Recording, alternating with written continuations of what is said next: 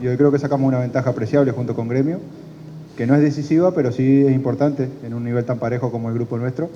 Quizás quitando a Gremio, que por momentos ha demostrado un nivel superior a los demás equipos.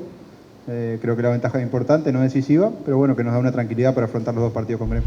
Jugamos contra el último campeón del fútbol venezolano, va puntero, tiene jugadores que están en un muy buen momento, tienen mucha velocidad y desequilibrio adelante, tienen una transición muy rápida en el medio de la cancha, salen muy rápido y lo hacen muy bien, hacen muchos goles todos los partidos. Por eso lo del primer tiempo había sido para mí brillante, en todo sentido. Habíamos controlado, porque cuando jugás con un equipo así, la otra es meterte atrás, y nosotros no tenemos esa característica.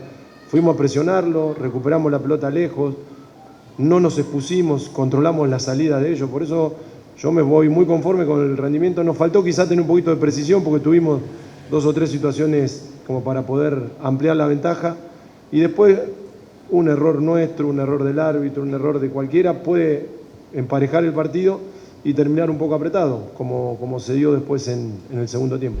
Creo que fue un gran partido, un gran triunfo para nosotros.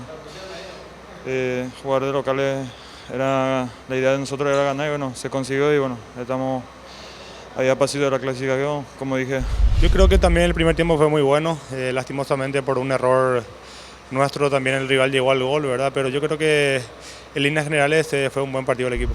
Lástima porque estos muchachos hicieron un gran partido.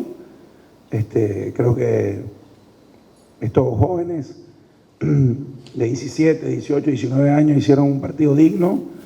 Lástima porque ese plus de jerarquía faltó para terminar de definir, pero bueno, era normal, ¿no? Este equipo viene peleando el torneo paraguayo, viene haciendo las cosas muy bien, tiene tiempo trabajando juntos y creo que bueno, hay que rescatar lo bueno y ya pensar en Iquique.